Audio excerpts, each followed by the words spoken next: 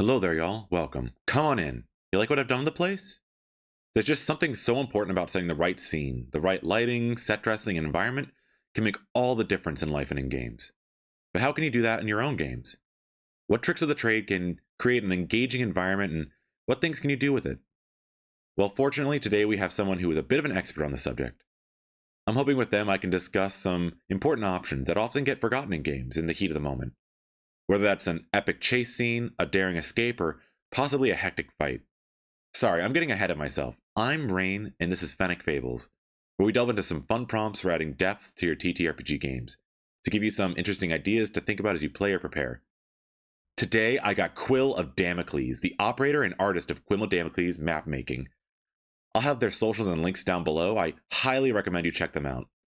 I'll mention this is not a paid sponsorship video, just a fun collaboration that they were willing to assist me with, while, given their experience in making the whole brilliant maps and terrain thing, I couldn't turn down the help. Hopefully, with their help, I can better demonstrate some of the ideas I recommend, and they can share some of their own experiences as well. Before we get started, why don't you tell us a bit about yourself, bud? Where you're from, what sort of gaming experiences do you have, and what got you into making maps in the first place? Hello, Grim. It's a pleasure to be on with you today. This is my first collaboration in video form, actually, so exciting stuff. To give a bit about myself, I'm Quill of Damocles, but you can call me Quill or Damocles. I'm English, currently in the UK, and I make maps and cartographic accessories for D&D games. Mostly online, but you can print out my maps too and they should be fine. I've been playing D&D for about 8 years now, roundabouts. I got into it when I was working in China and DM'd my first game a year afterwards. I'm running 2 games right now, both Pathfinder 1E, and I'm playing in 2 1E games, a 2E game, and a Lancer game. So I have some very busy weekends. I started making maps at first as a hobby for my own games. I kickstarted a project known as Dungeon Alchemist, which made making my first maps really easy and intuitive, but with a load of depth under the hood that you could really delve into. From there, COVID hit, and I needed something to do with my time. So I made a bunch of maps, then decided to put my maps out there for sale. It isn't a living, yet I hope, but it gives me some extra spending money, which is always nice. How did you get a chair in here? You know what? I'm gonna ignore that. Anyways, that's quite a bit of varied games as well. Lots of fun stuff involved in there, especially in Lancer, from what I've been told. Given that wealth of experience, I feel you're in a perfect position to get into this video's topics. I figured we'd start with one of the most important things, at least in my opinion, being how do you telegraph to players that the environment is something that they can utilize and engage with? More often than not, many players are used to the world around them being rather static and unchanging. Especially if they're playing in a space like buildings or dungeons, most folks tend to think that the four walls, the roof, and the floor are just there and they can't pick up anything that's not being carried. So, what, in your opinion, are some of the ways that a map may demonstrate that it's not immutable to players? It's easier than you'd think, actually. In my experience, most players want to come up with cool and unusual ways to solve things, if only to look awesome.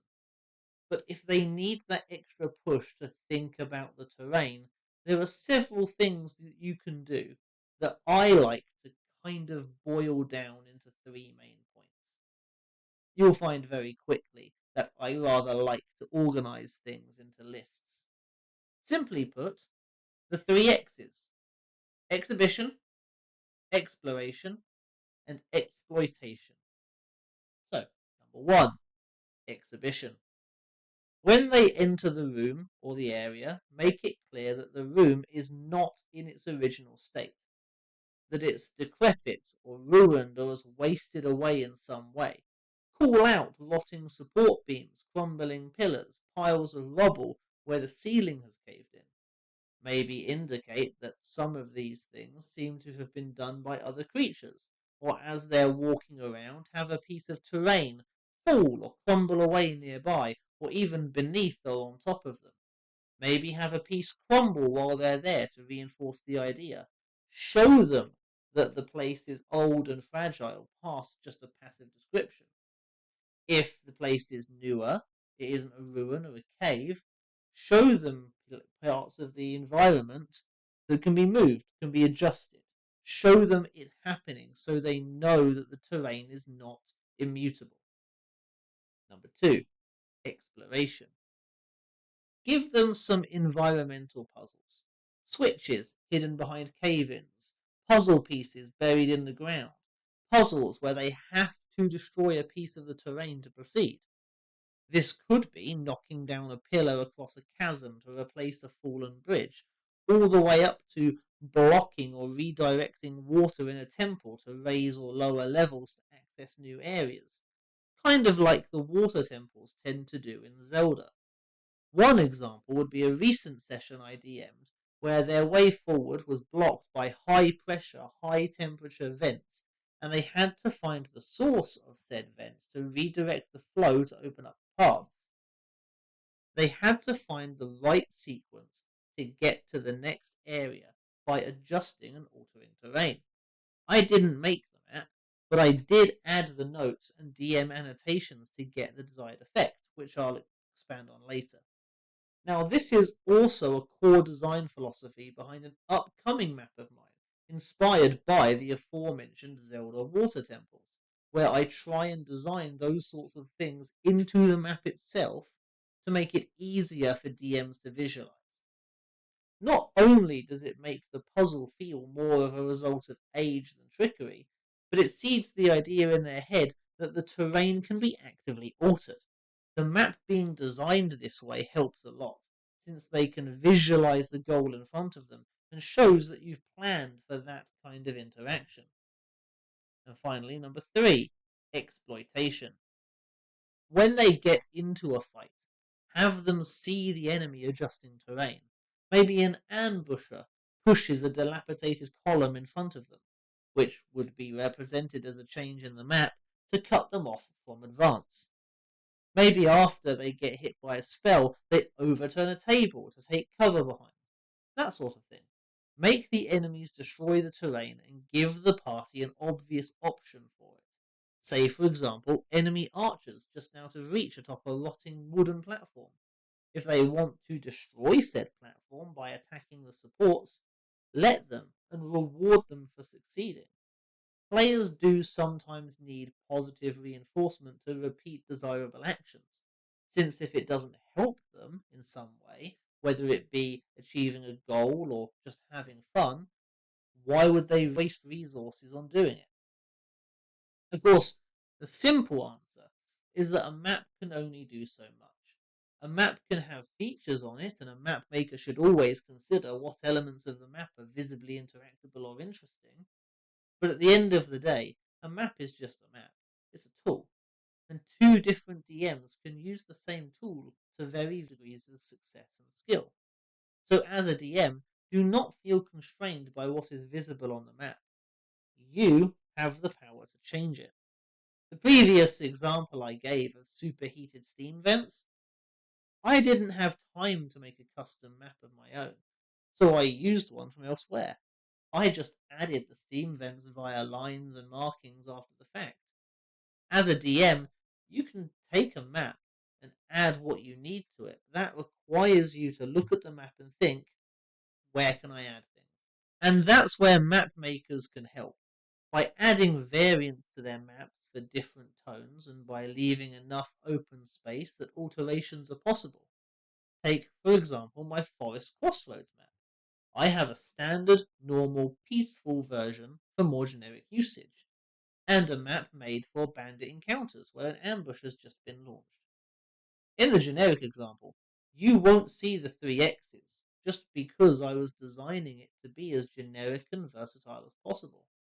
But in the bandit version, you can see two of the three. Exhibition, in that the trees have been felled and the rocks set to landslide to limit party options, and exploitation, in that there is a ready-made sniper's nest on the ridge, hidden by rocks and logs, and that the landslide and the second felled tree would have been activated as the party approached. That already tells the party that terrain manipulation is an option. If you want them to fully get it, you can have them have a chance to spot traps that the bandits have left using the terrain that they can then turn to their advantage. For example, a scraggy slope that is rigged to fall away if the party tries to climb. The party can activate it from afar, or exploit the weakness in the terrain to cause a collapse of the ridge that might result in cover being taken away, or the archers being knocked down from their perch and left vulnerable. That sort of thing. Another example that we can go into more later would be a boss fight, where you've set up the boss to have some kind of large AoE attack that deals very heavy damage, like a room-filling centered fireball of sorts. To avoid this massive damage, you could have designated several squares as safe spaces, behind cover or corners like pillars or overturned rubble that the party has to hide behind periodically. Now, how do you give them the visual cues that this is a thing? Well, add scorch marks to the floor and walls that are not present behind said cover.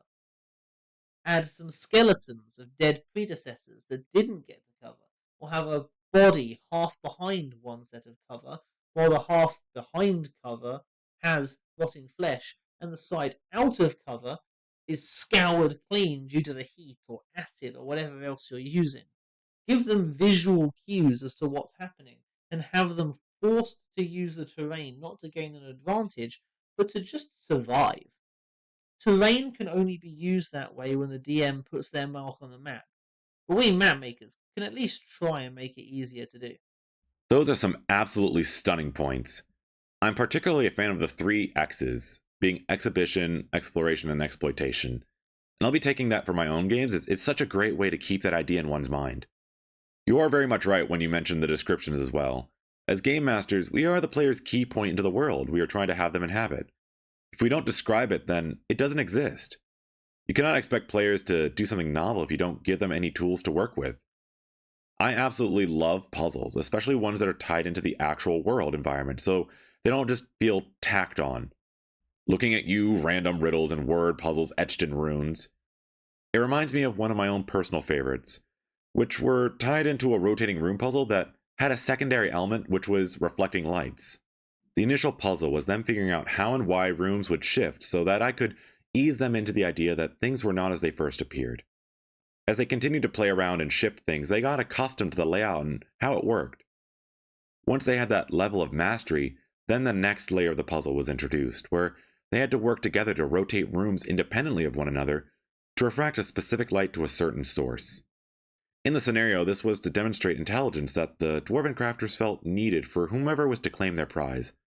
Though the final challenge was also how sturdy they were, since the party had to split up to achieve this, they were now to contend with enemies in the way they usually didn't have to up to that point.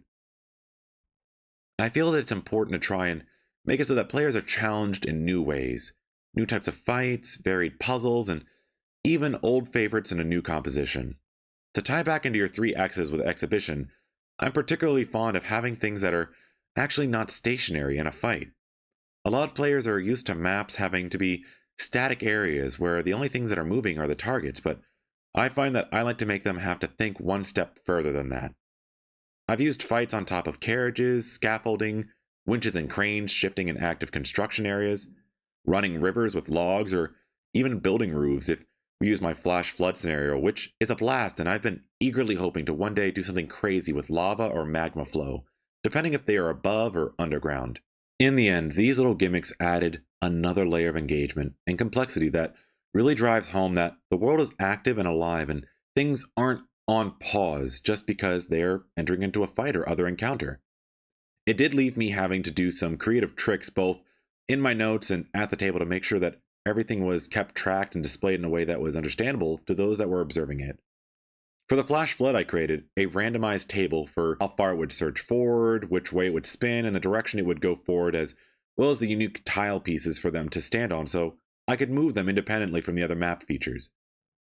One of the nice benefits of in-person games is having physical assets to manipulate. What advice and tips might you have for game masters hoping to incorporate moving or shifting features into their encounters without them being left tearing their hair out? In particular, those that are playing online if they're using a VTT map. those are some great examples on your end, and I am a particular fan of that shifting room puzzle. I might have to steal that at some point, like a fantasy version of the cube. Layering puzzles is always good, since you want to introduce a mechanic of the dungeon, use it, then introduce a new element, use it, then combine the two elements for a more complex puzzle. It's Dungeon Design 101, but you'd be surprised how many DMs don't have it occur to them. In the dungeon I mentioned earlier with the Steam events, that was element 1 of the puzzle. There would be a second element added in the next part of the dungeon, and then the two together, with a mechanic I introduced to them outside the dungeon, will be all combined in one big boss fight. Layered design always leads to memorable encounters one way or the other, and can always introduce a level of challenge that just making the HP higher won't achieve. As to your question, it's easier than you'd think. Option 1 is to just hire a map maker who can make you a bespoke map, along with a variant or two at a reduced price. Ahem. Shameless plug, I'm running a 50% off map making sale right now, so if you have a particular puzzle or shifting map idea in your head but can't make it yourself, cough, unconvincing cough. The thing to remember is that with a VTT or even in-person play, you can draw things on the map. It doesn't have to be neat and tidy or flashy. Your players won't mind. They get it. My Steam vents were just different coloured lines and circles to denote positioning, and my players engaged with it all the same. You can also grab images from Google or make your own images in Photoshop, vector them, then upload them as objects to place. The other trick is to actively describe it happening, show an effect of it, and then draw or place it on. It doesn't have to be that complicated. If you want to have a bridge fall away, just scribble out the bridge in black and say, the bridge is no more, it is an X bridge, it is bereft of bridgeness. If the chasm had plant life, it would be pushing up the daisies, it is an X bridge. And leave it at that. Low tech, low effort, but if it's a cool set piece, your players will remember the experience and what they saw in their mind much more than the map or tools you used to represent it on the platform. Of course, this isn't so much a problem for Theatre of the Mind DMs, but we don't talk about them. Mostly because they likely tuned out when we started talking about map design. But really, the important thing is to have a clear plan and notes about how and why the environment changes. Why is the important thing, so you can keep it consistent and reveal the mechanisms to the players later if necessary, and so that a player who is paying attention can exploit it if they want, and have a clear and consistent description. If you want to go more high tech and you have more time on your hands, making modular maps also helps. If you upload the maps in tiles, as it were, you can adjust the map tile by tile, swapping them out as and when things change. Now, that takes a lot of prep to do, so I never really do it, but it is an option I've seen other people manage with a good deal of success. So, say the bridge collapses. You just replace the bridge tiles with chasm tiles to represent the change. That in particular can work for rooms that change layouts regularly, though you probably want to have it pre-set out, or you'll be taking a long time between rounds readjusting the map. Of course, all of this is only one way of doing it. You can also subvert expectations or lull the players into a false sense of security. I've had a couple of big successes just giving them a room with a puzzle that has no connection to anything at all, and sometimes even a room that looks empty on first glance before they investigate further. So I suppose now would be a good time to shift to your empty room problem, eh? I guess it's time we did. I think we've all been there, either in video games or at the table, when you enter the infamous large, empty, circular room. Dun dun dun. While I can understand it to a degree, especially in video games, when it comes to tabletop, I feel it can end up being a disservice to players and DMs alike. Often folks will default to this as they want to emphasize the combat that is about to begin in the space, and while I get wanting to give one thing a focus over the others, it ends up making the space feel rather bland and not of the world the players are occupying. It may as well be a white, featureless void at that point. I think the point I'm driving at is it's boring, and even if you do need a utilitarian space for a scene or a fight, you can still find ways to make the space and its contents, if meager, still engaging to the players and the enemies inside of it. While it may be sparse in the way of accessories, things can still inhabit a space to give it character as well as options. You have an empty courtyard inside the palace? Perhaps there are couches, chairs, or plinths holding statues or other decorations that would make the space feel used. A forest clearing? Felled trees, boulders, or other natural fauna like bushes and tall grass. Small details that, even if there aren't showstoppers, at least allow an area to feel like it exists outside of being a spot for a fight. It can even then become an interesting space as things go along, with enemies taking advantage of the space, warping what is there to make it more dynamic, and assist them and inhibit the players. And now things are all the more interesting, though I think we should touch on that in a later space. I understand what you're saying, and I agree to an extent. Every encounter, every fight, needs to have some kind of character to it, a story told by the participants and the surroundings. But I think that you need to be careful. There's a temptation there to try and make every fight a complex system of gears and pulleys that have the players consider 6 different things before moving 10 feet. Some players will like that. Some parties will thrive on that kind of tactical test. But there is something to be said for wide open arenas or neatly ordered rooms with little to trip over, where it's just the party against the bad guy. No tricks, or muss, or fuss. Just man to man, blade to blade. It could be anything from a tournament setting, like the Colosseum, where you could integrate morale bonuses or penalties by getting the crowd on your side, for example. Pathfinder 1E has a subsystem dedicated to this called Performance Combat. Or it could be the climactic showdown with an evil emperor in his throne room, where you've stormed past his lackeys, killed his advisors, set free his dog, drawn a moustache on his portraits, and all he has left is his own strength tested against yours in one final climactic showdown. The room should have character, of course. It should have some kind of story to tell, some way to feel connected to the world, but sometimes the fights can just speak for themselves. Heck, sometimes you can make the emptiness of the room itself an obstacle to be solved. What if the BBEG has a huge area of effect super attack and there's no cover to hide behind? The players have to improvise to escape the damage or tank it and hope for the best. How does the rogue sneak in if all the hiding places have been deliberately removed?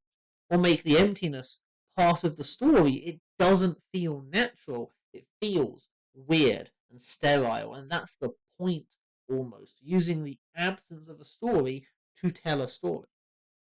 Now, from a map maker's perspective, it's pretty boring to make that sort of thing. But as a DM, you can make negative space work for you. It's just about how creatively you can come up with it. That isn't to say I disagree with you. Most of the time, you want some furnishings, some characters, some kind of extra flair to the room to make it interesting, or to vary it up. But mano a mano, one-on-one, straight-up fights have their place. I mean, even logically, if you put a dragon somewhere to guard something, why would you leave lots of convenient cover around? You've got to strike that balance between it making sense and giving the players something to work with. If you go the wrong way, you end up with the opposite problem.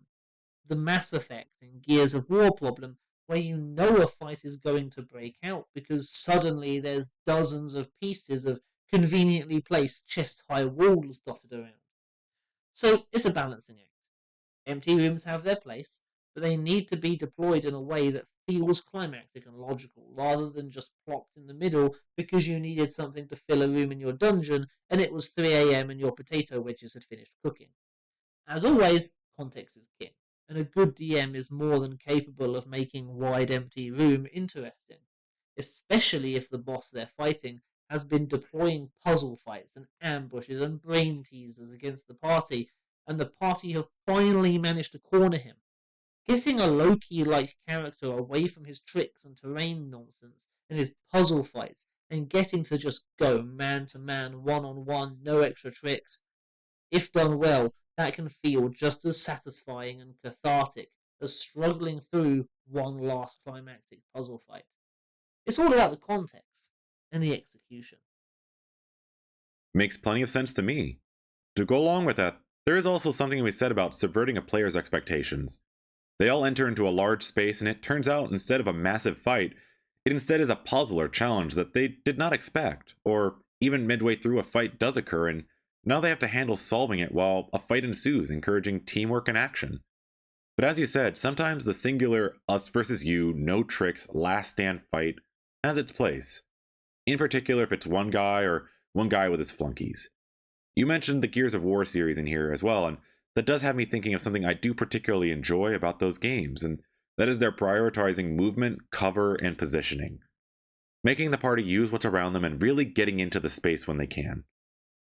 It can be done well in some instances, in particular ones where it prioritizes spacing. Having the players take control of where they are and try to mitigate risks as well as make the most of what they can is a very important game skill. You mentioned earlier how sometimes an empty room leaves you out in the open where you just have to take what's coming, and that definitely can leave you feeling exposed, but there is some satisfaction in predicting a move and getting somewhere safe before a big wave of God knows what hits the group. I had a player that was quite well known in our group for always attacking from range and then just going prone. Then on their turn, standing up and doing it all over again. I think quite a few people referred to it as the whack-a-mole strategy. It did seem to work for them until they realized he didn't see things coming around until it was too late. But hey, double-edged sword, right?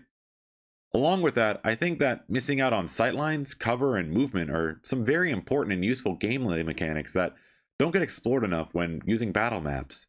The risky choice of moving to get a better shot but being more likely to get caught, or keeping it safe but having a harder time, really amps up the tension.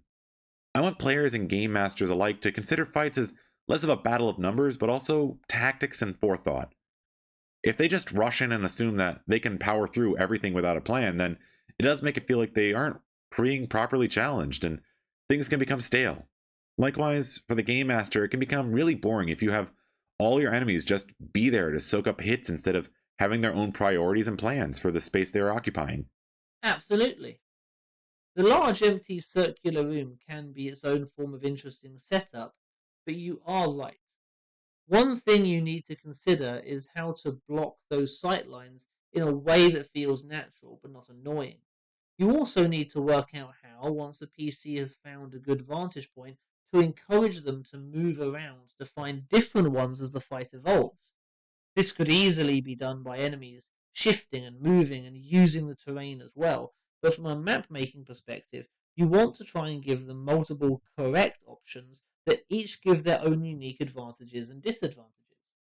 It's tricky in D&D and Pathfinder, where the limitations on shot accuracy are pretty narrow, that is, range, concealment, and cover, and that's really it, but it can be done.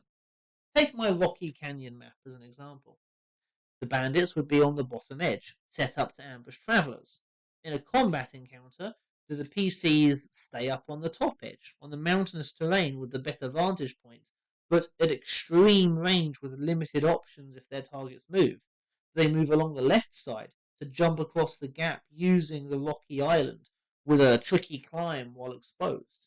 Do they try to charge down the central bridge to close the distance, but likely get sniped from cover as they go? It's a tough decision that the map needs to make clear.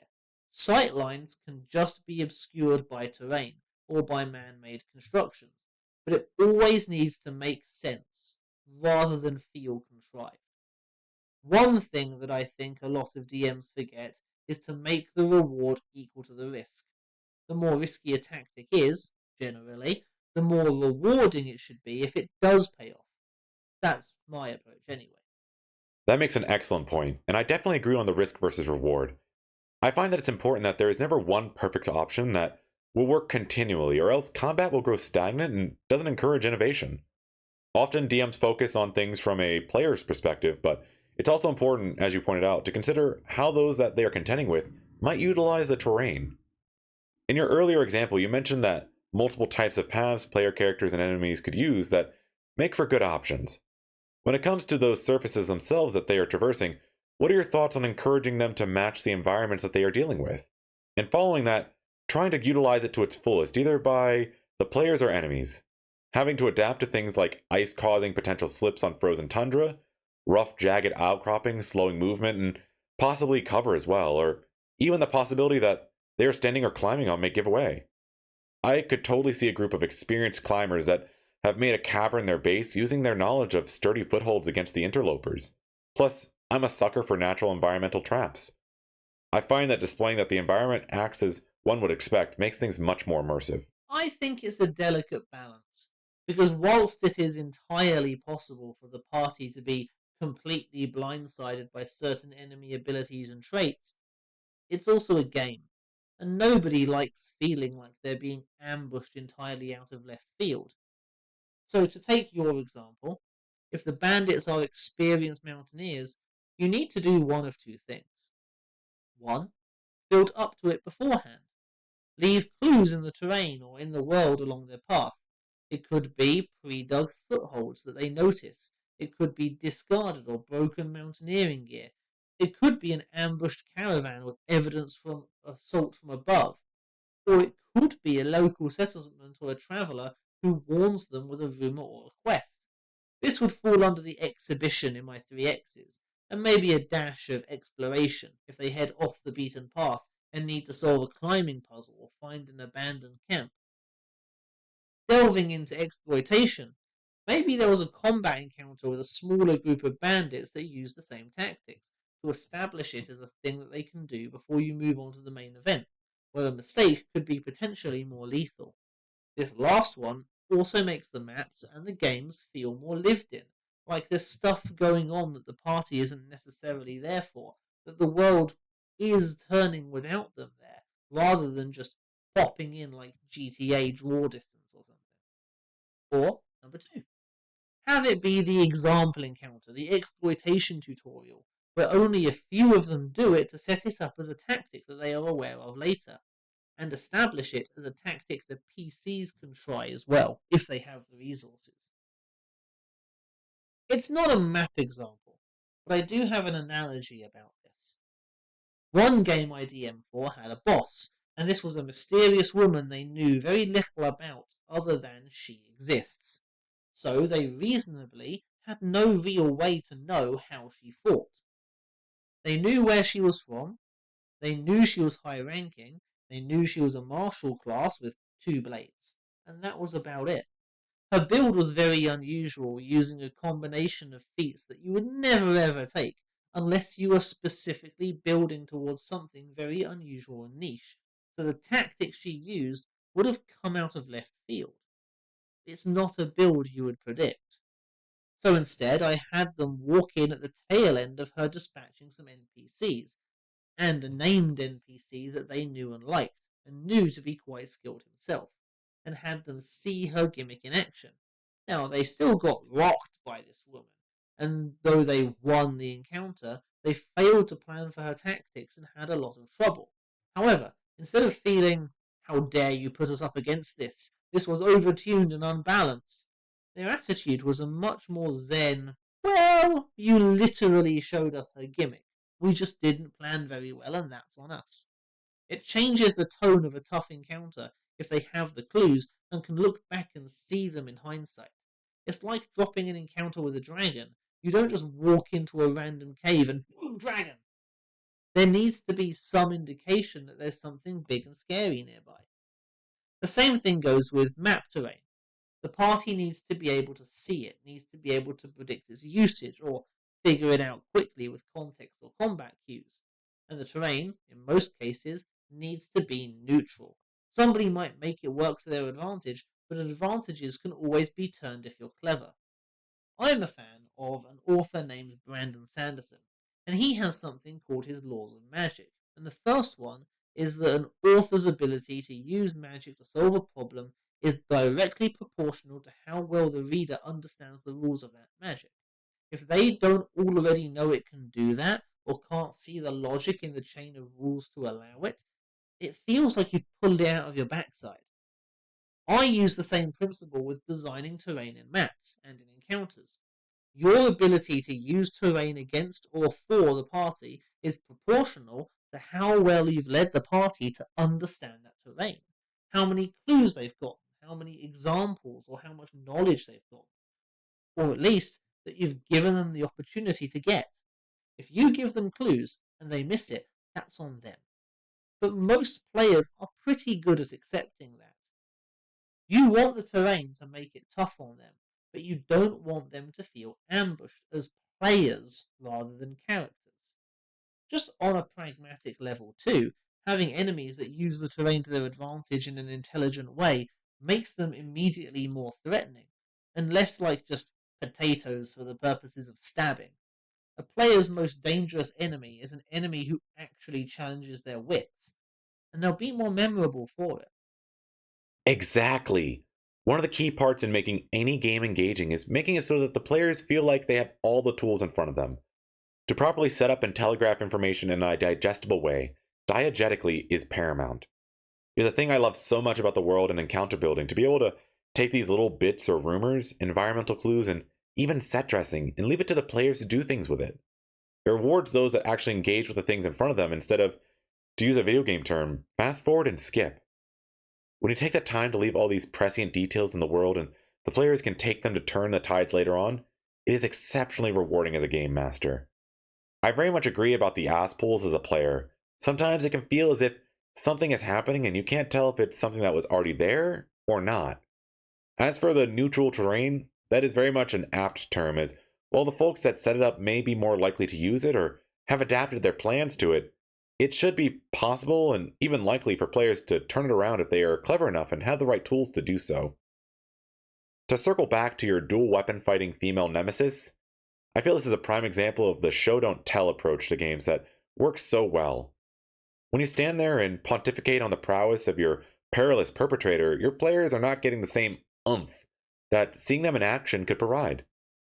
I, as a game master, enjoy a wide range of difficulty in my games, with not every fight having the win condition to be being able to take down the person or challenge in front of you with brute strength.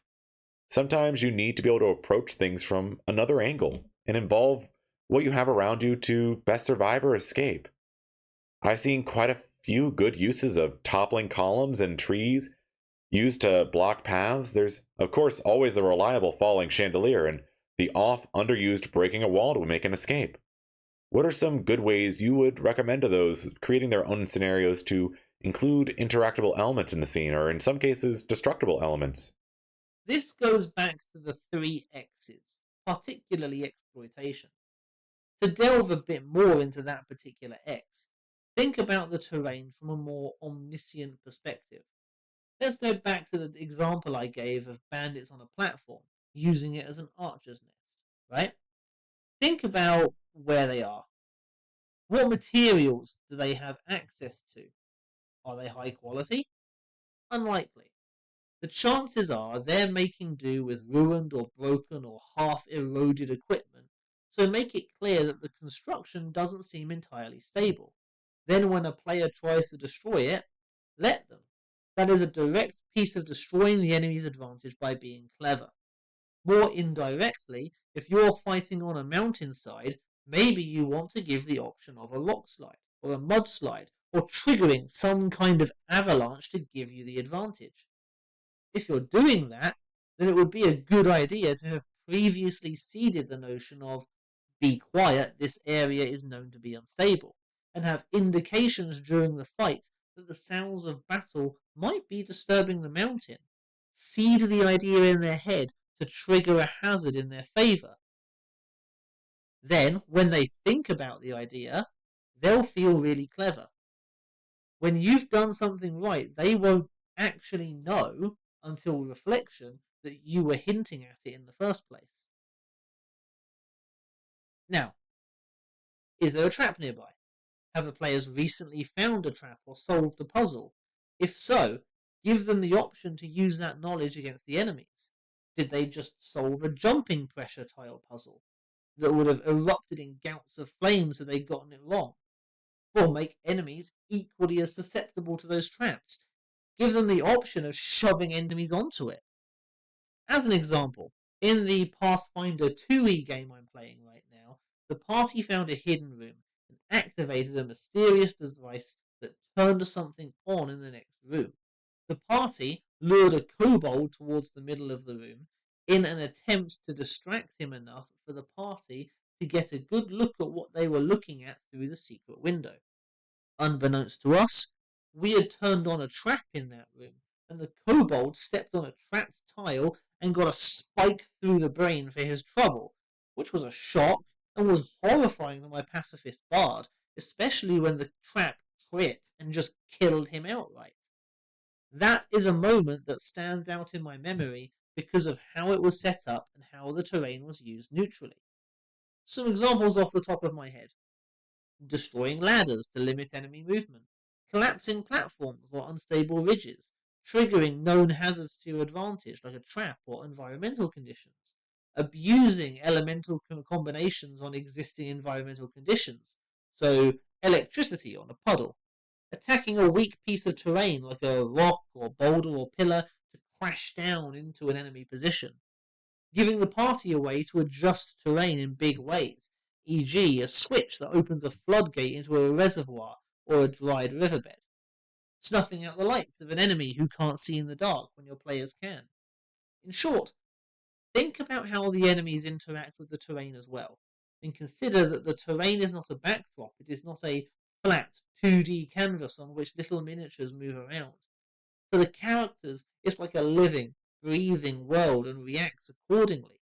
Falling pillars and chandeliers, setting fire to drapery, shoving people off of bridges or onto traps, destroying the surface they're standing on, using spells to adjust the terrain to give you an advantage. All of these can make your world feel more alive. There's one thing I did with a one-shot I ran one time that combined a boss with interactable environments, but we can get to that later. That does sound rather epic, and I look forward to it. We've got to reward the folks that have stuck around with us this far, after all. Before I forget, if you can and you've been enjoying the conversation so far, I'll ask y'all to subscribe and hit the bell icon for notifications when future videos come out. Shameless plug out of the way though, yes, definitely agree here. As someone that tries to bring up the importance of little details, it is a great idea to make sure that the players have the wealth of options that should be available to them in the scene they are in. Of course, try to keep things to your level of realism in whatever system or setting you are going with. It would be a major letdown if a single shove ended a boss fight after all, but that does have us come back to an interesting idea that I mentioned before, since you mentioned opening up water and dry riverbeds and such. In one of my favorite examples of a one-shot, I used floodwaters to create a scenario about survival and heroics. The setup is the same, a dry time in the area, as they are in a ravine or canyon. Typically, it's an outpost of some kind where the travelers stop to resupply, take a rest, and maybe catch up on the news. The party takes their time to relax, do what they will, and generally they'll all have gathered in the bar or tavern conversing with the locals when the first shake will happen. The players hear a rumbling sound or an echoing crack sound like thunder in the canyon they are in. Hopefully they go outside, but it can play on even if they don't check, as the environment itself becomes the thing they have to deal with.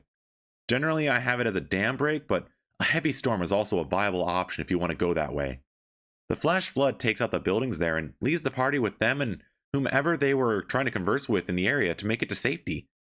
Typically, I have platforms, which are rooftops or wall sections, which will rotate and move, adding to the challenge of rescuing whomever they can from the rushing water as they try to avoid crashing into the walls.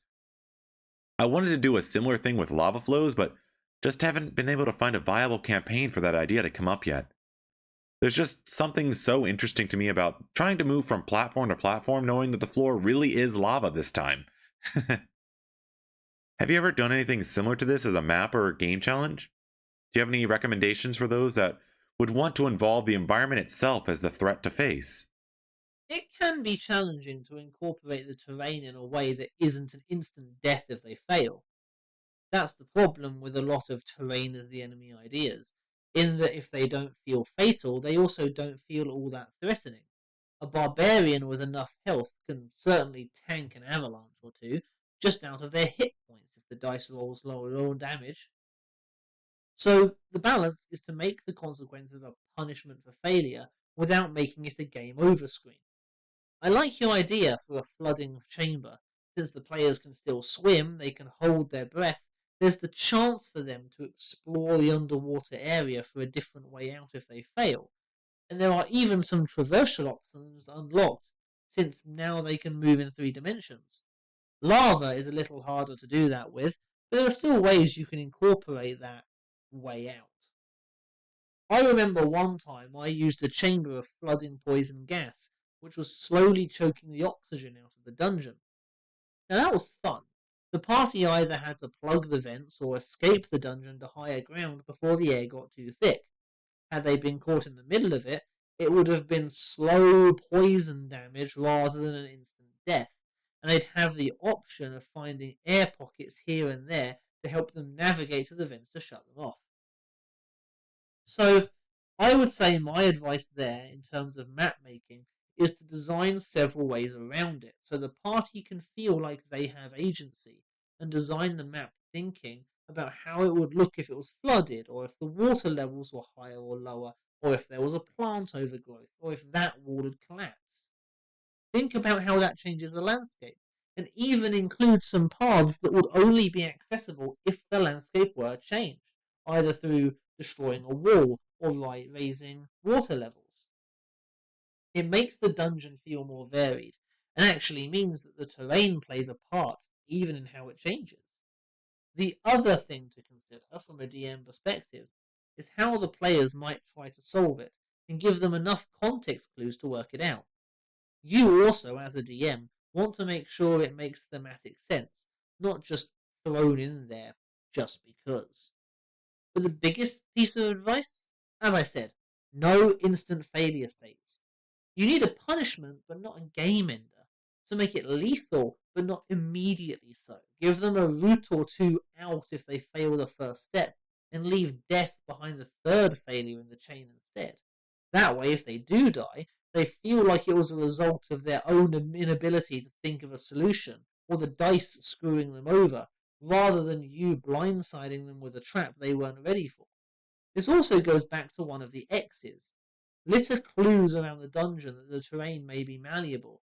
Do a flooding scenario, put little puddles of water, or leaks from the ceiling, or the sound or smell of distant water, or dripping statues. Maybe a lichen that only grows underwater or by the riverbed. Things like that might indicate that there's a lot of water somewhere very nearby. Of course, if you want the terrain as a boss fight, you can always combine it with an actual boss. As I've said before, stacking mechanics always creates interesting encounters if done right. That's actually a very interesting point to bring up. Often in many games, the boss fight gets sold out as the most important one, with the major focus being on them alone, but I feel that it can be just as important to bring where they are fighting as well into the mix. Depending on the system, there is of course layer actions and such, but there's a lot more to bring into the fold. From things involving them using the surroundings to a bigger extreme, like in our previous examples, either melding into the surroundings a la many video games like Kingdom Hearts, or taking the environment and melding it to match their warped desires. In one of my previous campaigns, one of the major boss fights involved the players entering the mindscape of a player that had been infected and had someone enter their mind to corrupt and control them. Throughout the section of this game, the player would describe facets of their psyche, and I would have areas that displayed key sections of their mind. Their dreams, regrets, aspirations, shame, and doubts all showed as pieces of them until we reached his innermost self, his ego and id. His ego took the form of a rather devious planner and manipulator, while his id was described as this bestial guard dog of a being whom I had worked with them to create ahead of time. In his innermost self space was shaped like the inside of a cube, with paths in the central square face of each side. Trapped fighting against the invading parasites that guarded the core values and ideals, very similar to the core memories in the movie Inside Out as an example. The invading personality was taking their time to slowly wear down his id, and was enjoying taking them down, whittling away at them, but as the players interceded, the space began to warp due to the invaders' influence. Taking advantage of how the players were able to walk across all surfaces, running from the floor, up walls, and to the ceiling as it were, the invading force would warp the floor and manipulate where things were in the space. It truly was a dangerous fight because the boss and the space were one force unified. All the more terrifying because as it warped the space, it was warping the PC that they were trying to save from this invading parasite.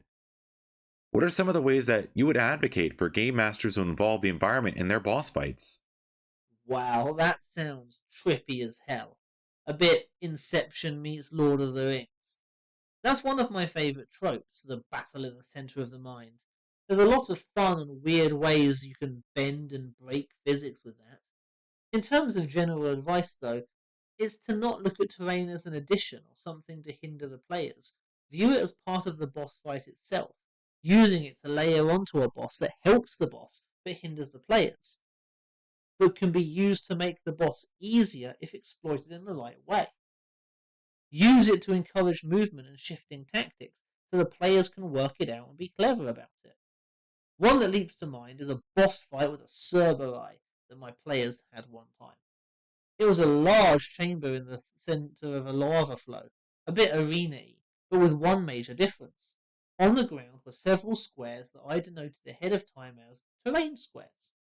Every turn, at random, one of these patches of terrain would activate for a short time.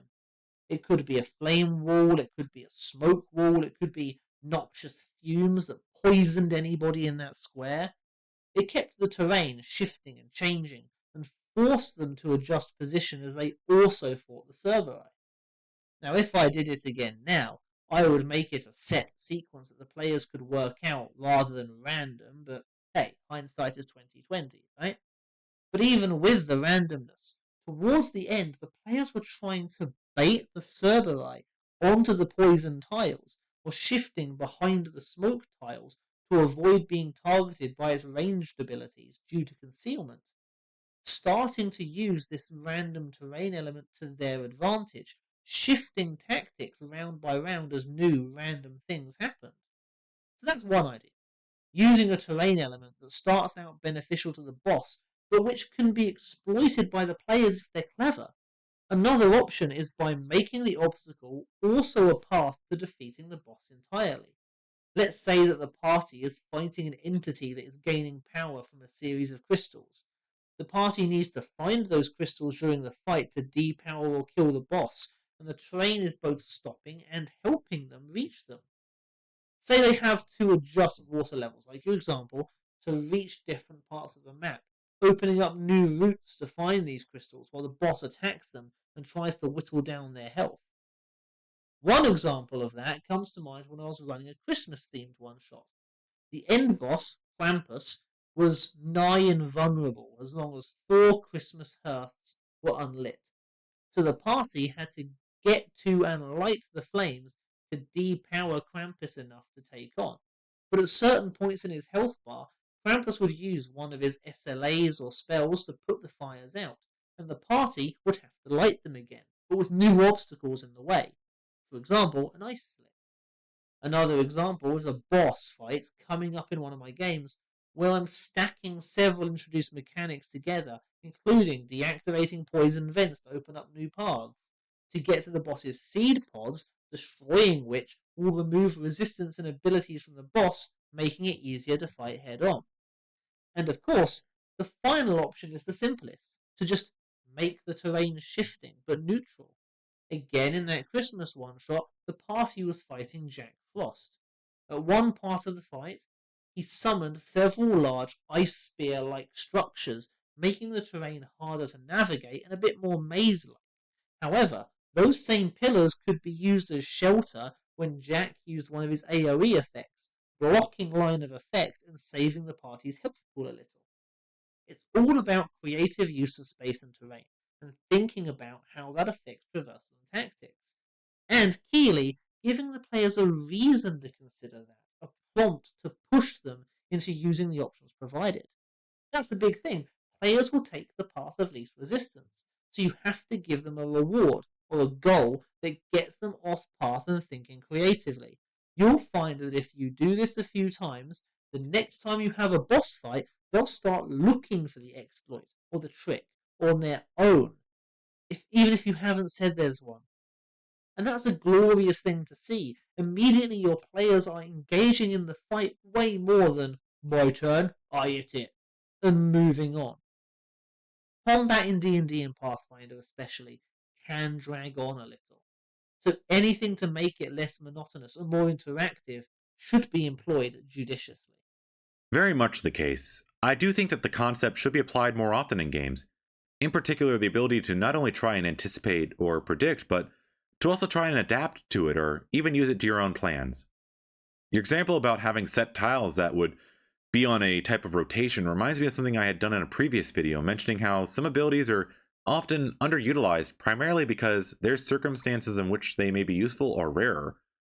I imagine in a moment where you're trying to obscure or prepare for someone to be in a space or take advantage of it, stuff like that would definitely excel. It can incentivize teamwork both in and out of the narrative as folks try to piece together the intel they have and work together toward a solution. It reminds me of a concept that Z Bradshaw did in one of their videos about the telegraphed attack. This idea that a boss supermove of sorts that would take some time to set up but would be devastating, and so the players would have to move or prepare to escape it. I believe in his example it was supposed to be a wide sweeping strike with a weapon, so players running away or getting to a bit of cover would definitely apply there.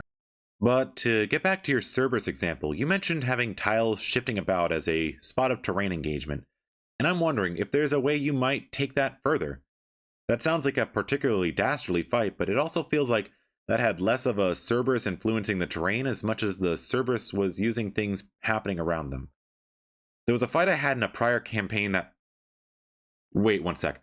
To those playing in my current campaign, I'm hoping you'll skip this and go to the timestamp on screen, or you're going to spoil a really cool boss fight that's in y'all's future. Cool, they should be gone. Anyways, in the same campaign that had the headspace fight, the final battle was actually in the invading personality's own personal demiplane. It was them, their two personal bodyguards, in a shifting space that adapted to their feelings and whims.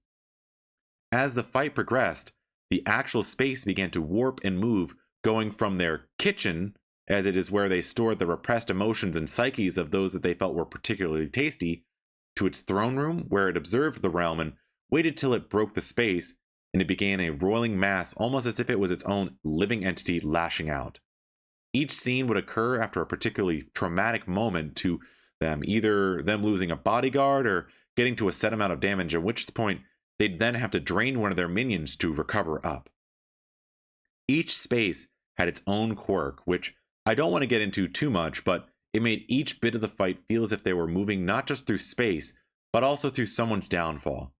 The desperation they'd have to live and carry on represented through the shifting of the scene and its behavior, going from contempt to respect, then fear, and finally death.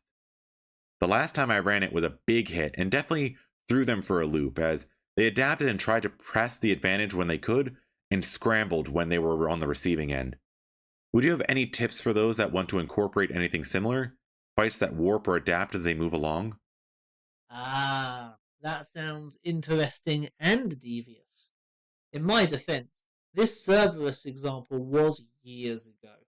It was my first long-term campaign, and I was still experimenting with environmental hazards stacked on top of a boss fight. Today I would do it differently, of course. My previous example of Jack Frost, for example, or Krampus, where the terrain being utilized by the players was directly affected by the boss itself.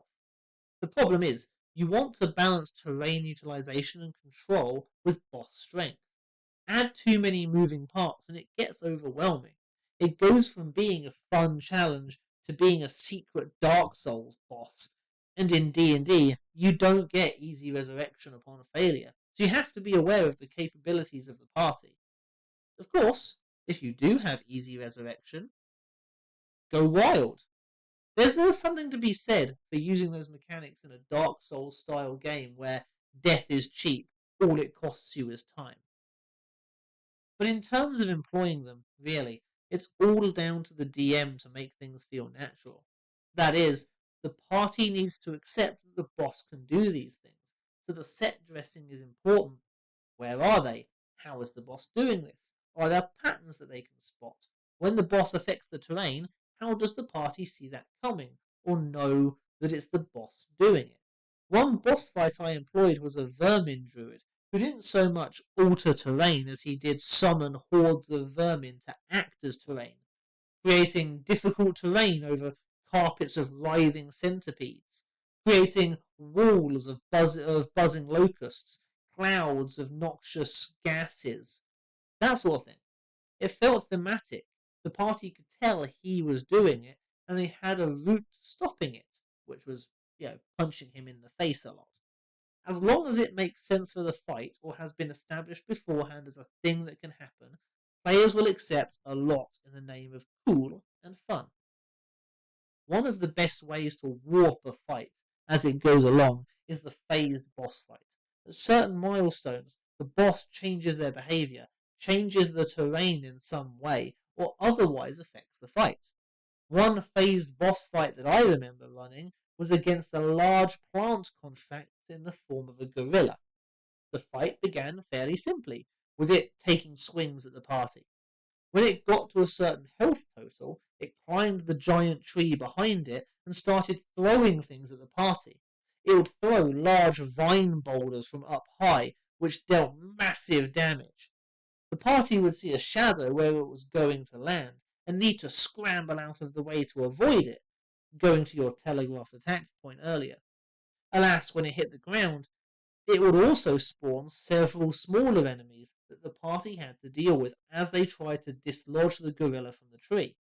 When they eventually got him down, he entered a rage, grew in size, and gained several new abilities that the party had to deal with before finally putting it down. Another time, the party fought a bone hydra, which started off normal, but when it got damaged a certain amount, it would use withdraw and burrow to retreat to a part of the arena and create a wall of bone around it. Several large towers would then activate, pumping the hydra with negative energy, thereby healing it. The party had to fight through a wave of summoned skeletons to destroy the towers. If they succeeded, the healing stopped and the hydra would be staggered for a round.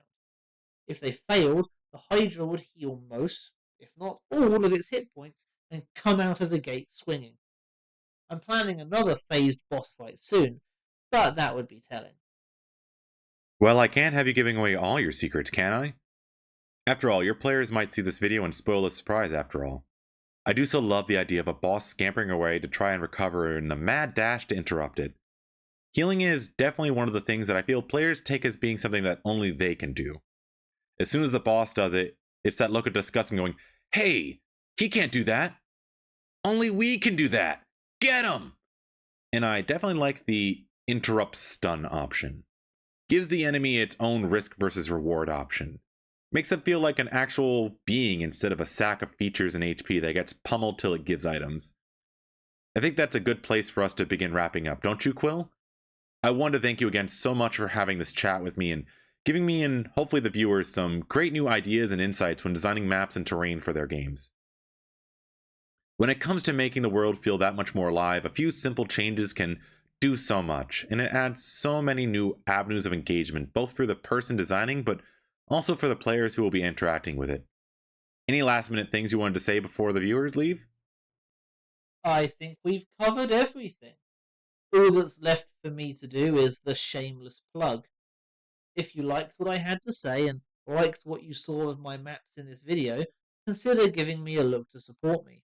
I'm on Twitter, and I refuse to call it X, go to hell Elon, where I post free versions of some of my maps, and on Patreon, where you can get all of my maps a month early, plus extra exclusives for higher tiers. I also sell on R20 and DriveThruRPG, all platforms under the same name, Quill of Damocles. Give me a look if you want to support what I do. And thank you very much, Grim, for having me on, and I look forward to doing it again very, very soon.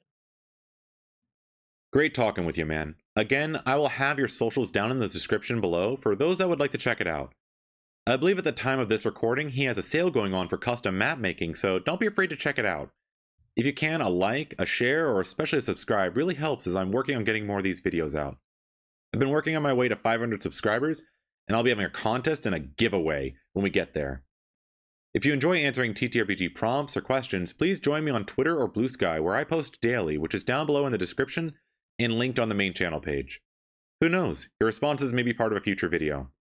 If you have any suggestions for future topics, I'm always interested in what folks have to say. So you can either suggest them by email or by joining the channel Discord, which I have to thank Millen for making. Such an awesome fan, and I'm eternally grateful. Thanks again, y'all, and I hope these ideas were useful to you and help you tell better tales. Bye!